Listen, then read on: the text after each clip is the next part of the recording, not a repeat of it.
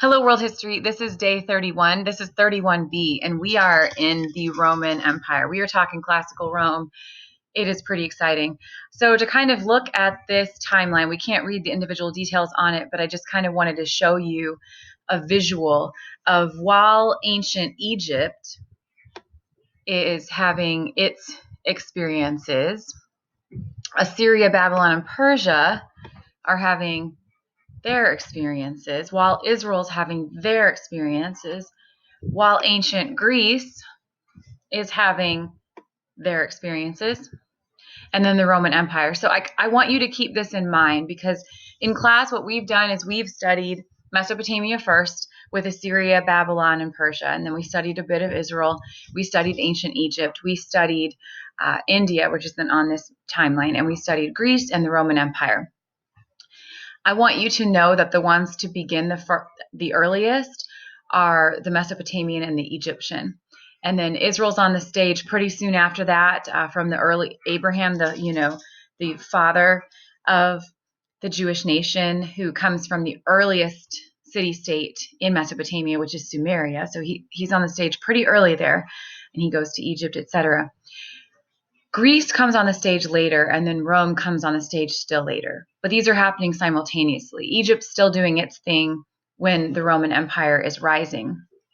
Of course, Egypt had then been conquered by Alexander, so it's not going to have that same might and power that it had before. But just know that these things are happening at the same time.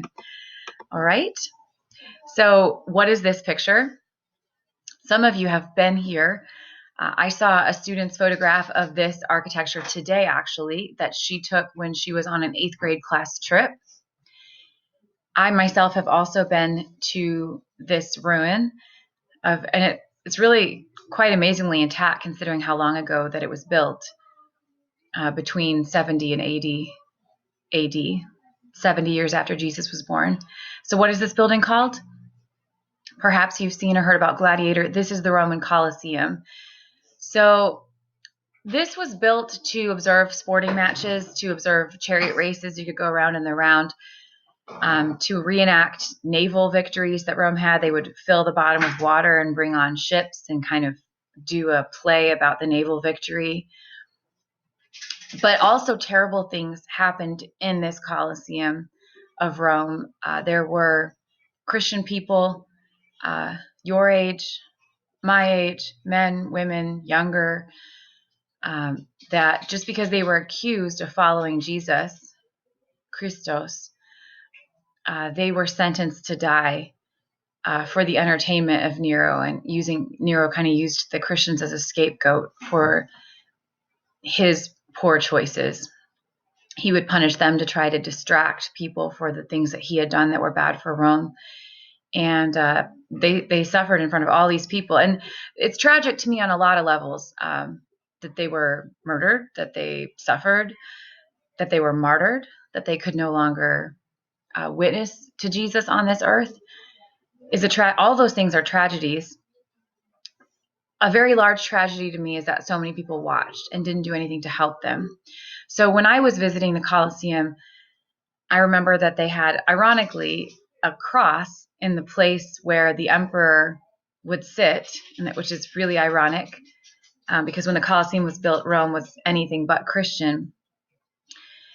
But I thought about the emperor sitting there fairly close to the ground level, actually, just a few rows back. And I remember from some history that I've observed that thumbs up meant the prisoner got to live, and thumbs down meant the prisoner died. And what was interesting to me is that that's one thumb deciding life or death for someone.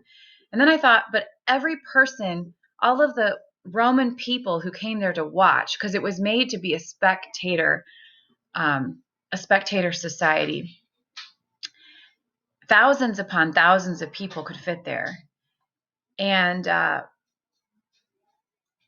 let's say there were 5,000 people sitting there. It may have been much more. 5,000 people sitting there. Think about how many thumbs that is. That's 10,000 thumbs. So those 10,000 thumbs are going to let one thumb of the emperor decide the fate of that person, and no one's going to go to help. So Yeah, I have a problem with